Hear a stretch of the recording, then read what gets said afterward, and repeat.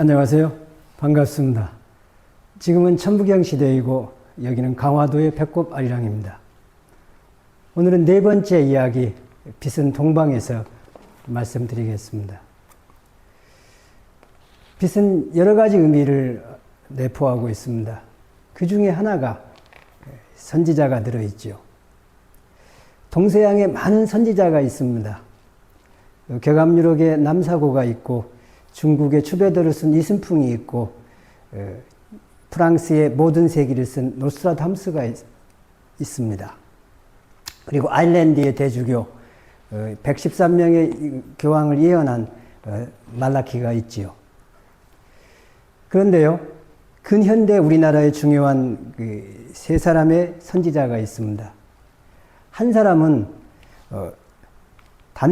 당대의 학생으로 알려진 타너 선사가 있고, 명상을 통해서 미래를 내다본 봉우 권태훈 선사가 있고, 아리랑 연합회 이사장이자 천부경 시대가 오고 있다고 알려준 차길진 선사가 있습니다. 타너 선사는 앞으로 모든 사상, 학문, 이론, 종교가 하나로 통합된다고 얘기했습니다. 저는 타너 선사가 얘기한 모든 사상과 이론이 통합된다는 게 제 뒤에 있는 천부경과 관련이 있다고 생각을 합니다. 그리고 봉우 권태훈 선사는 천부경 연구가 잘 되면 좋은 세상이 빨리 오고 잘 안 되면 늦게 온다는 이런 확정적인 극단적인 얘기를 한 적이 있습니다. 오른쪽에 보이는 분이 차길진 선사인데요. 차길진 선사는 저하고 한 10여 년 정도 인연이 깊은 분입니다. 2018년도에 대학로 후한미래연구소에서 만난 적이 있죠. 그분이 그때 저에게 이렇게 말했습니다. 천부경 시대가 온다. 곧 천부경 시대가 온다. 천부경 해설서를 쓰라고 말씀하신 거예요. 그분이 그때 뇌암으로 투병 중이었는데 마치 유언처럼 얘기하고 그 뒤에 세상을 떠나셨죠. 제가 그때 이 초고를 썼고 2022년도에 강화도에 들어와서 별에서 온 원고를 다듬어서 책을 내게 된 것입니다. 바로 그 책이 이거 별에서 온 천부경이고요. 제가 별에서 온 천부경을 내기 전에 2012년에 시로 쓴 세상의 전부 천부경을 냈었습니다. 근데 그때 차길진 선사가 추천사를 써줬죠. 추천사가 천부경은 세상의 전부다 이겁니다. 천부경이 세상의 전부라는 얘기는 온 우주가 들어있다는 얘기가 되고요. 제 뒤에 지금 천부경 플랜카드에 새겨져 있는데 이 81자에 우주의 모든 게 들어있다는 얘기입니다. 우주가 무엇이냐? 인간이 무엇이냐? 정신과 물질은 무엇이냐? 이 모든 게 다 들어있다는 얘기입니다. 그러면 오늘 저와 함께 이 81자로 이루어져 있는 천부경을 크게 대략적으로 같이 살펴보겠습니다. 81자를 14구절로 나누게 되면요, 이렇게 됩니다. 일시무실 되고요. 석삼극 무진본, 천일일 지일이 일일삼, 일적식거 무게 화삼, 여기서 끊고요. 천이삼 지이삼 인이삼, 대삼암육 생칠팔구 이렇게 됩니다. 운삼사 성화노칠 끊고요. 일묘연 만왕말래 용변부동본 끊고요. 본신본 태양 악명인중 천지일 일종무종일입니다. 대략 14구절로 나눌 수 있는데요. 우주가 무엇인가가 앞에 일시무실 석삼극 무진본에 담겨 있습니다. 제 위에 보면은 화면 위에 먼지 하나에서 우주를 보니 81자의 온 우주가 담겨 있네 이렇게 표현이 되어 있습니다. 그럼 좀 전에 제가 우주가 무엇이냐고 말씀을 드렸죠. 우주가 무엇이냐는 건 일시무실 석삼극 무진본이라는 얘기입니다. 그리고 여기 앞에 있는 일시무시일과 끝에 있는 일종무종일 5글자가 대칭을 이루고 있습니다. 그러니까 일시무시일과 일종무종일, 석삼극 무진본이 우주의 모습을 우리에게 보여주고 있는 것이죠. 그리고 여기서 석삼극이라는 것은 뭐냐? 세 개의 극이 있는데 천이 첫 번째고요. 두 번째가 지고 인이 되는 거죠. 그럼 결국 일시무시일 천지인 무진본이 우주의 모습이라는 거죠. 여기서 일시무시일을 같이 보겠습니다. 일은 천부경에서 여러 가지 뜻으로 쓰입니다. 첫 번째는 하나란 뜻이 있어요. 여기 천일일이라는 게 있죠. 천이라는 하나는 여기 일이 있고요. 여기서 천이라는 하나는 뜻이고요. 지리도, 지라는 하나는 인일삼도 인이라는 하나는 이런 뜻입니다. 두 번째, 으뜸의 뜻이 있어요. 지난번에 말씀드린 인중천지일, 인중천지일에서 일은 첫 번째 으뜸, 모든 것에 우선하는 그 의미를 가지고 있습니다.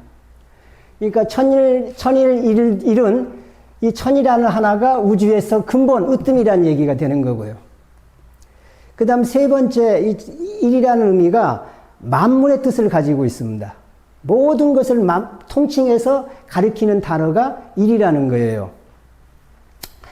일시무시일에서 그래서 일은 만물의 뜻입니다. 만물은 비롯하나 시작하나 시작이 없는 만물이다. 그 뜻입니다.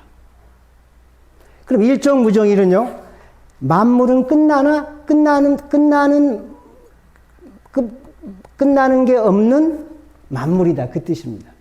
그러니까 결국은 일시무시일과 일종무종일에서 핵심을 끄집어내면요. 화면에 빨간 글씨가 있죠. 무시무종이 됩니다. 시작도 없고 끝도 없다는 얘기예요. 영원을 얘기하고 있습니다. 만물은 시작도 없고 끝도 없이 무한히 순환한다는 얘기고요. 이것은 아무것도 생겨나지 않고 아무것도 사라지지 않고 모든 것은 그 형태만 변해간다는 것을 말해주고 있습니다. 하나의 예를 들겠습니다. 지구상에서 최초로 책을 만든 사람이 있을 겁니다. 누구일까요? 우리가 정확히 모른다 해도 분명히 그 사람은 존재합니다. 그러면 지구상에서 최초로 책을 만든 사람이 우주에서 최초로 책을 만들었을까요? 그게 아니라는 겁니다. 지구상의 생명은 다른 별에서 온 부모가 만들었기 때문에 그 다른 별에서의 세계에서는 지구상에보다 먼저 만든 사람이 존재합니다. 그러면 우리들의 부모의 세계에서 최초로 만든 책을 만든 사람이 존재하겠죠? 그가 그러면 최초로 책을 만든 사람이냐? 그건 아니죠. 또 부모의 부모가 있으니까 그 위로 올라가게 됩니다. 결국 무한히 올라가게 되는 거예요. 어떤 것이든 책이든 닭이라는 생물을 만든 사람이든 금속 활자를 만든 사람이든 그 시작이 없다는 것입니다. 이런 유명한 말이 있죠. 하늘 아래 새로운 것이 없다. 바로 이걸 말하고 있습니다. 그러면 하늘 아래 새로운 것이 없다면 하늘 위에 새로운 것이 있을까요? 마찬가지인 것입니다. 하늘 위든 아래든 모든 것은 다 예전에 있던 것이라는 얘기가 되는 거죠. 그 다음에 이 석삼극 무진본에서요. 무진본은 프랙탈이라고 지난번에 말씀을 드렸죠. 무한소의 세계에도 우리와 같은 하늘이 있고 행성과 별들이 있고 생명체가 있고요. 이게 무한히 영원히 극소로 내려간다는 말씀을 드렸습니다. 그러면요. 우리가 지난번에 생명의 기원에 대해서 같이 이렇게 탐구를 한 적이 있죠. 같이 이야기를 나눠봤습니다. 그때 세포의 법칙, 자연 발생 비판, 그 다음에 그 생물체하고 그 책에 들어있는 정보량을 비교하면서 우리가 생명의 기원을 이렇게 찾아본 적이 있죠. 근데 그건 굉장히 복잡하고 좀 복잡했죠? 여기서 프랙탈을 알면 아주 간단하게 알 수가 있습니다. 지구상 인구가 대략 80억이라고 합니다. 80억 인구 중에 부모가 없는 사람이 없습니다. 다 부모가 있지요. 그러면 80억 인구 개개인에게 부모가 있으니까 인류 전체에도 부모가 있어야 됩니다. 프랙탈이니까요. 부분이 전체와 같으니까 전체에도 부모가 있어야 되는 거죠. 쉽게 우리가 알 수 있는 거죠. 그리고 여기 무시무정에서 여기서 우리가 우주를 이해하는 아주 중요한 원리를 깨달을 수 있습니다. 바로 동양에서 말하는 조화의 원리죠. 또는 인과응보라고 하고 서양에서는 대칭의 원리, 작용 반작용이라고도 합니다. 시작이 있으면 끝이 있죠. 시작이 없으면 끝이 없게 됩니다. 산을 올라가면 내려와야 되죠. 만남이 있으면 헤어짐이 있습니다. 아이가 태어나서 엄마로부터 사랑을 받습니다. 그러면 받았으니까 나중에 주게 돼요. 아이가 부모가 돼서 또 아이에게 사랑을 주게 되는 거죠. 이게 모든 게 우주의 궁극적인 조화의 원리입니다. 이 조화의 원리와 프랙탈의 원리를 알면은 방 안에 앉아서 온 우주를 이해할 수 있게 되는 것이죠.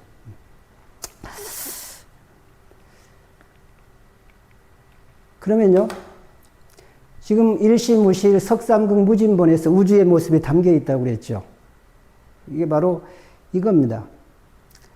무한한 공간 속에서 행성과 별들이 무수히 존재하고 별에서 별로 생명이 영원히 이어지는 것, 이게 천부경이 보여주는 우주의 모습입니다. 우주의 참모습이라고 할 수 있는 거죠. 이게 불교에서는 여여라고도 하고 진여라고도 합니다. 이 세상의 참모습이라는 거죠. 그러면 일시무실 석삼극 무진본 11자의 일시무실 선지인 무진본이 우주의 본모습을 보여주고 있는데요. 나머지 일적 식거 무게화삼부터는 여기 인중천지일 여기까지요. 일적 식거 무게화섬에서 인중천지일까지가 전부 생명에 대한 얘기입니다. 인간에 대한 얘기고 인류의 문명에 대한 얘기가 들어있는 거예요. 그럼 다음에 가장 중요한 게 바로 그 다음 이어지는 일적 식거 무게화삼입니다. 여기서 일은 일적 식거의 일은 인류를 의미합니다. 또는 인류의 문명을 얘기해요. 하나의 문명이 태어나서 쌓이는 거죠. 자라고 성장해서 실이라는 건 깨달음, 득도, 완성을 얘기합니다. 그 다음 거는 세금의 클 거를 합쳐놓은 글자거든요. 쇠는 뭘 의미합니까? 쇠는 일반적으로 칼, 창, 총을 의미합니다. 그러니까 무기를 뜻하는 거죠. 무기인데 크니까 그것은 폭력성을 상징하고 있다고 볼 수가 있습니다. 하나의 문명이 자라고 성장해서 폭력성을 극복하고 깨달음에 도달하면 그 뜻입니다. 무게화삼. 이 괴가 상자괴인데 상자라는 것은 한정되어 있잖아요. 무게. 한정이 없는 화삼. 문명이 된다는 의미를 담고 있습니다. 그러니까 영원히 이어진다는 거예요. 일적 식거를 못하면 그 문명이 순간으로 무너지게 되고 일적 식거를 하게 되면 그 문명이 우주 속에서 영원히 존재하게 된다는 것을 나타내고 있습니다.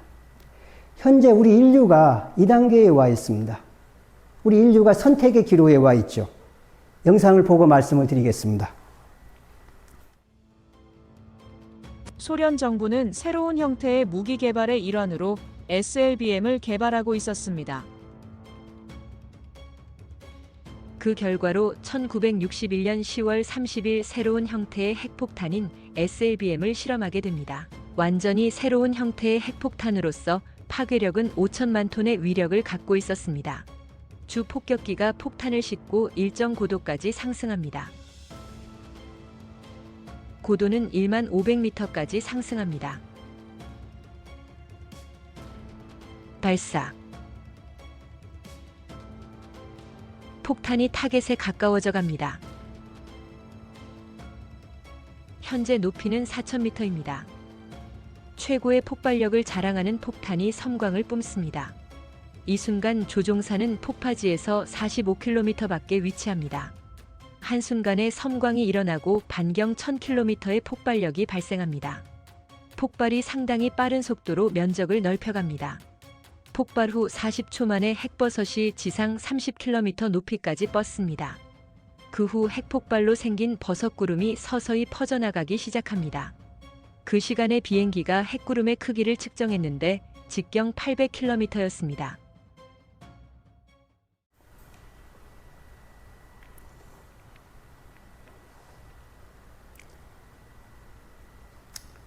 방금 보신 게 1961년 소련에서 실험한 짜르분바입니다. 이 위력이 어마어마했습니다. 폭발력이 1000km면 서울에서 부산까지가 400km니까 남한 전체가 폭발력의 영향권에 들어가게 되는 거죠. 이 짜르분바 정도의 폭발력이면 인류가 지금까지 모든 전쟁에서 동원한 TNT 화약을 다 합치고도 수백 배의 위력에 해당한다고 합니다. 만약 우리 인류가 핵전쟁을 하게 되면 우리에게 남아있는 것은 멸망이라고 생각을 합니다. 그러면 우리가 이 일적 시거에 위기에 서 있는데 무엇으로 이것을 극복할까요? 여기서 한 사람이 생각납니다. 한국의 사상가이자 독립운동가인 백범 김구가 얘기한 게 있습니다. 우리 인류가 불행한 것은 지식이 부족해서도 아니다. 과학기술이 부족한 것도 아니고 물건이나 식량이 부족한 것도 아니다. 바로 인의가 부족하고 사랑이 부족하고 자비가 부족하다고 얘기했습니다. 그러면서 이 인의와 자비와 사랑을 함양하는 게 바로 문화다. 그리고 우리 한국이 세계 제1의 문화 강국이 되는 게 나의 소원이다. 고 얘기한 적이 있습니다. 지금 인류가 이렇게 바람 앞에 등불처럼 위기에 처해 있는데요. 이 위기에 쌓인 지구에 전 세계로 퍼져나가는 문화가 있습니다. 바로 한류입니다. 저는 이 문화로 우리가 위기를 극복하고 새로운 시대에 들어갈 수 있다고 생각을 합니다.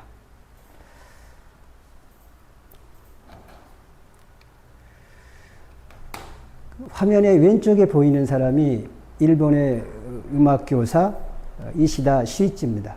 그가 2000년 초에 한국 인사동 골목에서 식사를 하고 있었답니다. 한정식을 먹고 있는데 막걸리도 한잔 했지요. 갑자기 아리랑 노래가 들려오는 것이었어요. 아리랑 노래를 듣는 순간 심장이 멎는 느낌이었다고 합니다.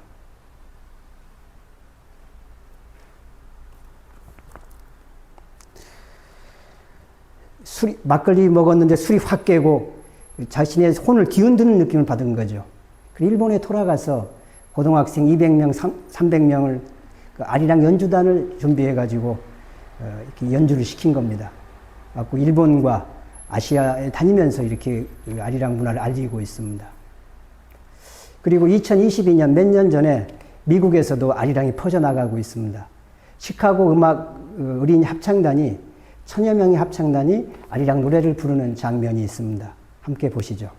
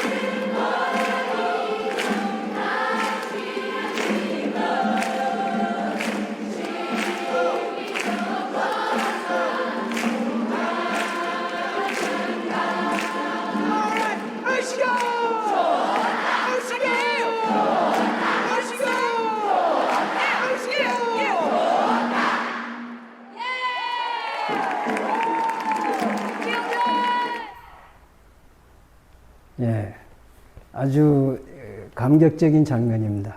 이 지구촌에 한류가 퍼져나가고 있다는 것, 이것은 지금의 춤과 노래, 한국의 음악, 한국의 노래, 영화, 드라마는 1차 한류라고 생각을 합니다. 뒤이어 2차 한류가 퍼져나가겠죠. 저는 그게 한글과 홍익인간 이화세계라고 생각을 합니다. 얼마 전에 전 세계 나라에서 제2 외국어를 배우는 순서를 조사했는데요. 한국어가 네 번째로 했다고 알려지고 있습니다. 영어, 그 다음에 스페인어, 프랑스어, 그 다음에 한국어가 된 거죠. 조만간에 아마 3위가 되리라는 그런 학자들의 분석이 있습니다. 이 한류의 문화가 퍼져나가는 것, 천부경과 아리랑 문화가 퍼져나가서 인류가 폭력성을 극복하고 새로운 시대에 들어갈 수 있다고 저는 보고 있습니다. 우리 앞에 두 개의 길이 놓여 있습니다.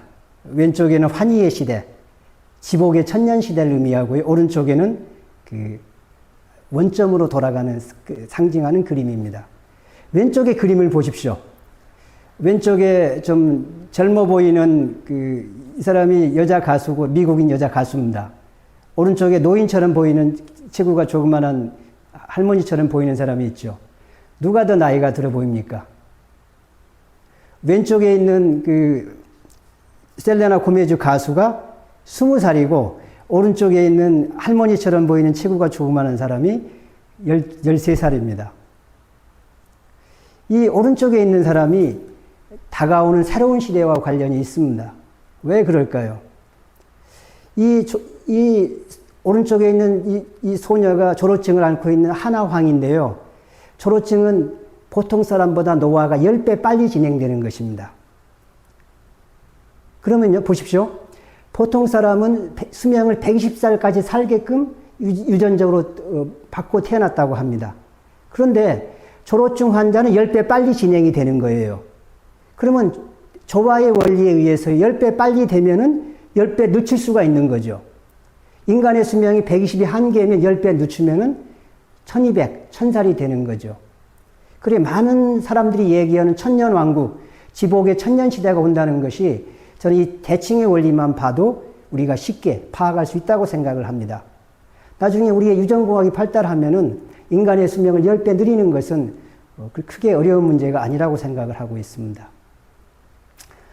그리고 오른쪽은 아주 섬뜩한 그림이죠. 누가 그린 그림인지 아시죠? 모르는 분도 있겠네요. 노르웨이 화가 뭉크가 1893년에 그린 그림입니다. 그가 어느 날 해질녘 무렵에 들판을 산책하고 있는데 갑자기 하늘이 핏빛으로 물든 거예요. 그리고 허공을 가로지르는 비명소리를 들은 것입니다. 이제 그거 약간 환청 같은 것인데요. 그가 그 장면을 느끼고 이제 화폭으로 이제 그림을 옮긴 것이죠. 이 그림은 흉측합니다. 그리고 실제 발표를 했을 때 아주 혹평이었습니다. 미치광이나 그릴 그림이다 이거죠. 머리를 이렇게 감싸고 눈은 퀭하고 비명을 지르는 것 같은 입, 벌어져 있는 입, 끔찍한 거죠. 그런데요, 예민한 한 화가가 그린 그림에 그치지 않고 이 그림과 똑같은 상황이 실제 일어난 적이 있습니다. 언제이겠습니까? 바로 152년 뒤에 1945년 8월 6일 히로시마에서 이게 일어났습니다. 원폭이 투하된 직후에 니틀보이라는 원자폭탄이 떨어진 직후에 대략 8만 명에서 10만 명이 즉사를 했습니다. 그리고 수많은 사람들이 이제 생존을 했고 부상을 당했는데요. 그 부상당한 사람들의 장면이 바로 이와 똑같은 것입니다. 고통에 찬 울부짖는 신음소리, 살려달라는 아우성소리, 검게 변색돼 버린 피부를 뒹구는 사람들. 이게 지옥이었다는 거죠. 어떤 중년 교사가 묘사한 바에 따르면 지옥이 있다면 바로 이게 지옥이다. 이렇게 묘사하는 게 있습니다.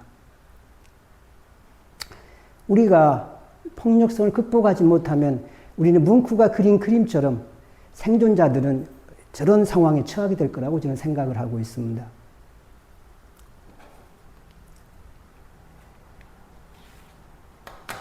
화면의 그림이 미어캣입니다. 주로 아프리카에 서식하고 있죠. 30에서 50마리가 집단 생활을 하는데요. 땅을 파서 먹을 것을, 먹이를 찾고 그렇습니다. 근데 이 집단 생활하는 미어캣이 이렇게 열심히 뭘 하는데 꼭 한두 마리는 별도에 서가지고 주위를 경계하는 경고자가 있습니다.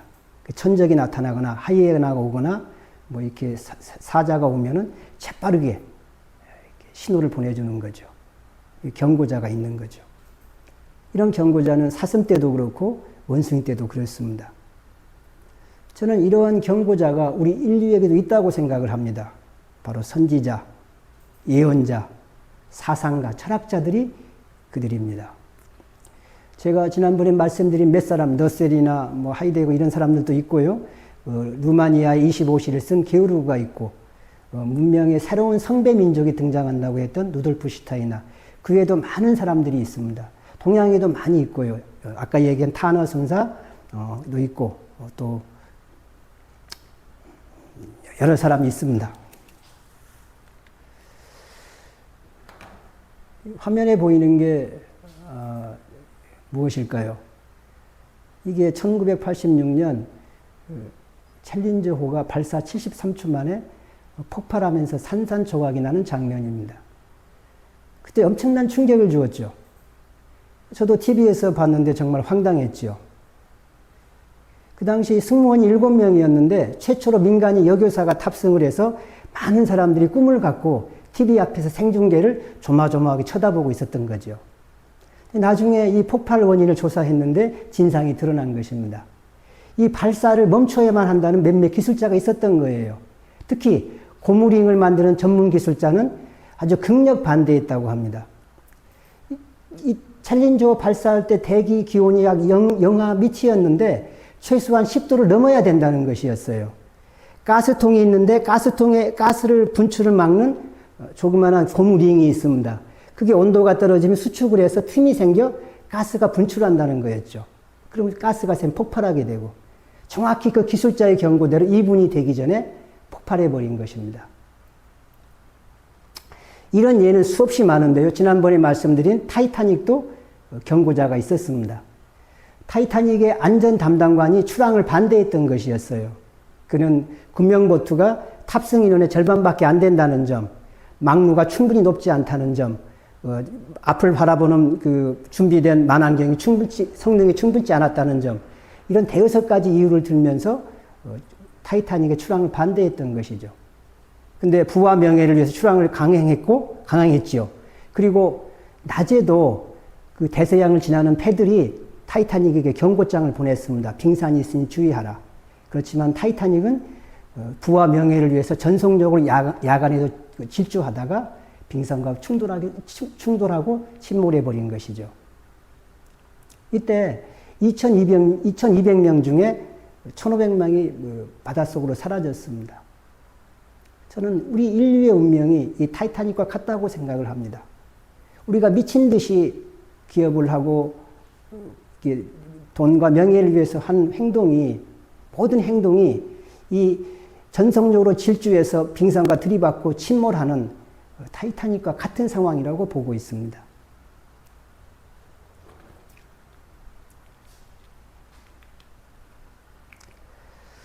그러면 이 문제를 한번 생각해 보시죠. 만약 우리가 원점에서 시작한다면 어디에서 무엇으로 시작할까? 이 문제는 많은 것을 생각하게 해줍니다. 문명이 어디에서 시작했는가를 우리가 깨달을 수 있기 때문이죠. 1999년 그때 전 세계 수많은 학자들과 세계적인 언론들이 이걸 선정한 적이 있습니다. 1000년부터 1999년까지 인류 역사에서 가장 영향력이 큰 발명품은 무엇인가 였어요. 그리고 그 위대한 인물은 누군가, 이걸 선정한 적이 있거든요. 무엇이겠습니까? 자동차 엔진일까요? 컴퓨터일까요? 백열전구일까요? 여러 가지가 있습니다. 근데 아주 단순해 보이는 금속 관자가 압도적인 1위였습니다. 독일의 구텐베르크가 1450년경에 금속 관자를 발명해서 영향력을 끼쳐서 문명이 진보하게 되었으니까 그렇게 선정을 한 것이죠. 2000년 초에 오른쪽에 있는 사람이 미국 부통령 엘 고어입니다. 엘 고어가 색다른 주장을 한 거예요.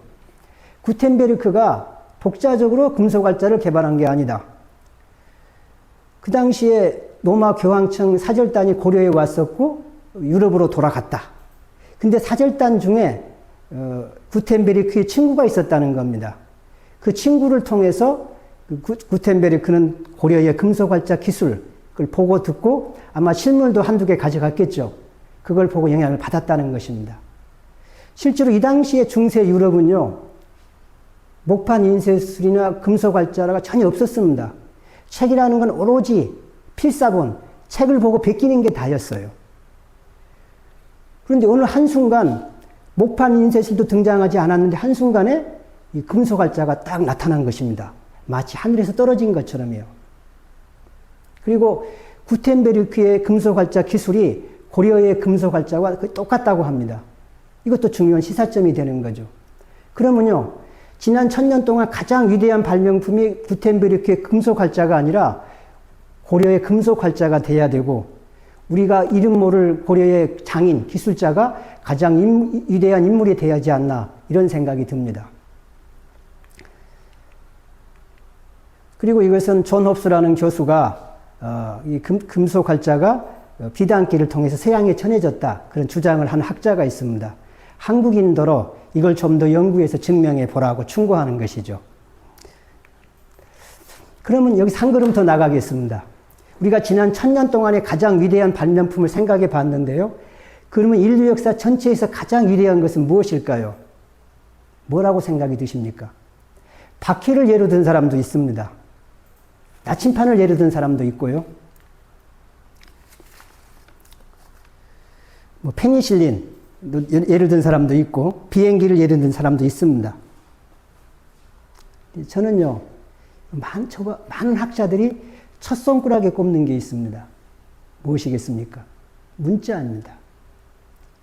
문자가 있어야 인류가 지식이 진보할 수 있고 성장할 수 있으니까요. 문자가 없으면 안 됩니다. 쓰면 이루어진다는 그런 말이 있죠. 기록을 해야 됩니다. 그런데요, 전 세계에서 유일하게 문자를 만든 사람과 반포한 나를 아는 문자가 있습니다. 그렇죠. 한글, 훈민정음이죠.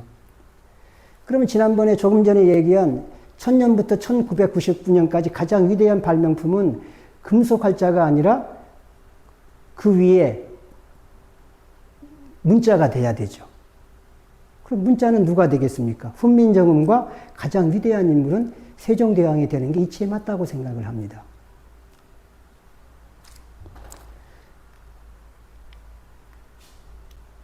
여기 세종대왕의 초상화가 있죠. 그 중간에는 자음이 있고요. 오른쪽 끝에는 모음이 있습니다.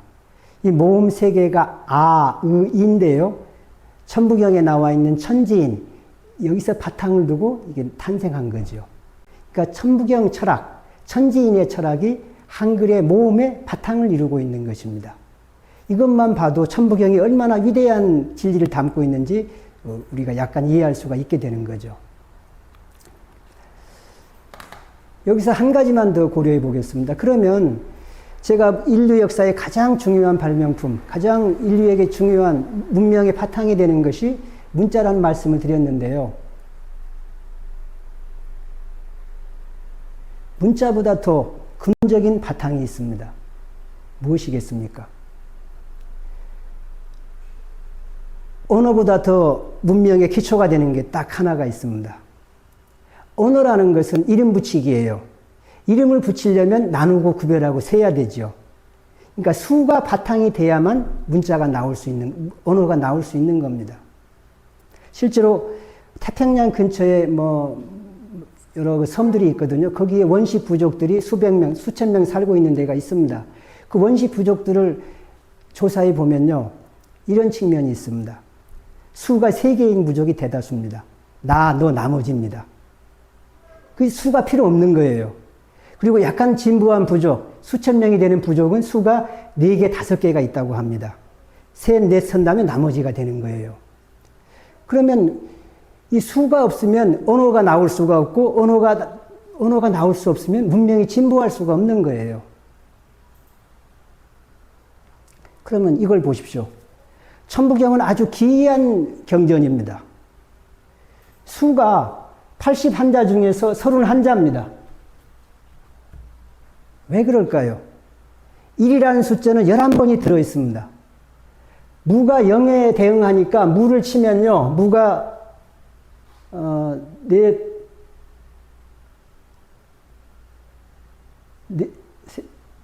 네 번 더 들어가게 되면은 34자, 35자쯤 됩니다.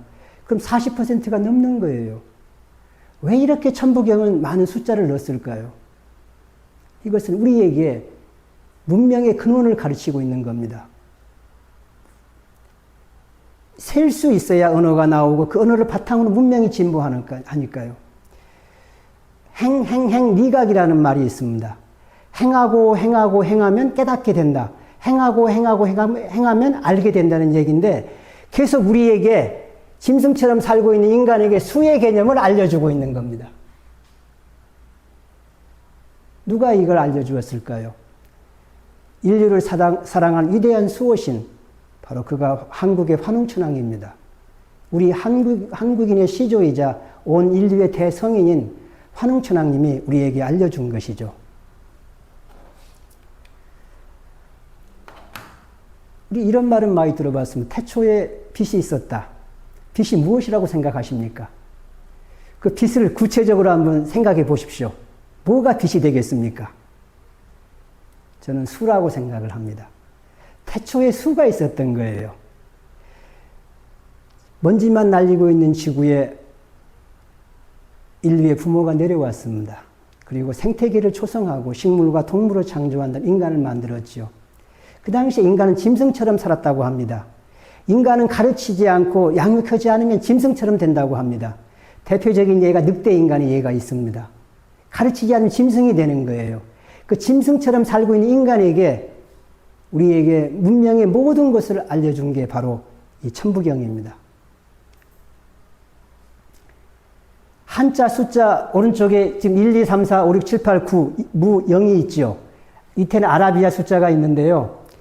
이 아라비아 숫자가 사실은 인도에서 왔습니다. 정확히는 인도 숫자가 맞는 거고요. 이 인도 숫자의 발달 과정을 추적하면은 그 근원에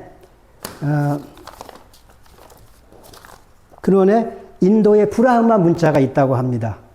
맨 위에 지금 브라흐마 문자가 있는데요. 이것이 한자 1, 2, 3 한자하고 약간 비슷한 면이 있습니다.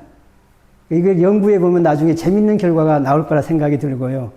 저는 천부경의 이 수가, 이 수의 개념이 인도에까지 퍼져나가서 인도의 수학자들이 저런 인도 숫자를 개발하는 데 영향을 주지 않았을까 이런 추정을 하고 있습니다.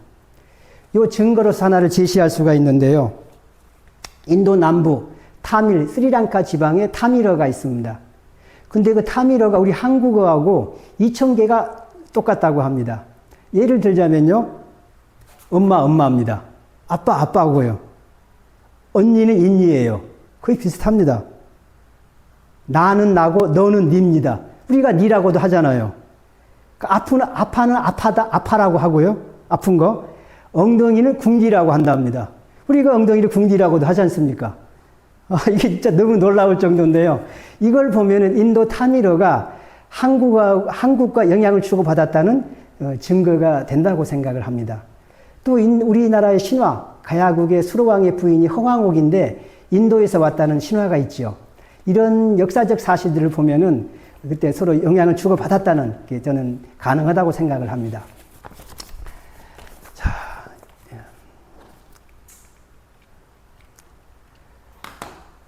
이 사진에 보이는 분이 인류의 수호신 환웅천왕입니다. 그가 지구에 내려와서 동식물을 창조하고 인간을 만들었죠. 짐승처럼 살고 있는 인간에게 모든 걸 전수해 준 겁니다. 집 짓는 법, 농사 짓는 법, 숫자와 문자, 법률과 제도, 도구의 제작과 사용, 동물학, 식물학 모든 것을 알려주어서 인류가 문명을 이루고 일구어 나가게 해준 것이죠. 그가 이 천부경을 전해주었고요. 이것이 당군 왕검 시대까지 전해져 왔답니다. 그 뒤에 맥이 끊어졌고요. 통일신라 시대의 최치원이 백두산 근처에서 옛 글자로 새겨진 천부경을 발견한 거예요. 해동성자라고 하는 최치원이 고문서에 능했기 때문에 옛 글자로 새겨진 천부경을 한자로 번역했고 오늘날 우리가 이해하게 된 것이죠. 그리고 1911년 운초 개연수가 환단고기를 편찬하면서 200의 태백일사에 들어있는 것을 여기다 실은 거죠. 그리고 5년 뒤 1916년에 묘양산 석벽에서 그 최치원이 남겨놓은 천부경을 실물로 확인이 된 거죠. 그 뒤에 이제 천부경이 널리 퍼져나가게 됐습니다. 저는 태초에 문명이 동방에서 시작되었다고 보고 있습니다. 그랬기에 새 시대도 홍익인간 이화세계도 이 동방에서 이루어진다고 생각하고 있습니다. 그래서 우리 배꼽 아리랑에서는 동료들과 제가 이렇게 강연회를 하고 유튜브 동영상을 만들어 올리고 그 다음에 노래를 만들어서 올리고 책을 내고 영화 제작을 준비하고 있습니다. 많이 성원해 주시기 바랍니다. 다음 시간에는 다음 시간이 뭐죠? 5번째 이야기, 영원한 생명을 찾아서를 말씀드리겠습니다. 시청해 주셔서 감사합니다. 지금은 천부경 시대이고 여기는 강화도의 배꼽 아리랑입니다.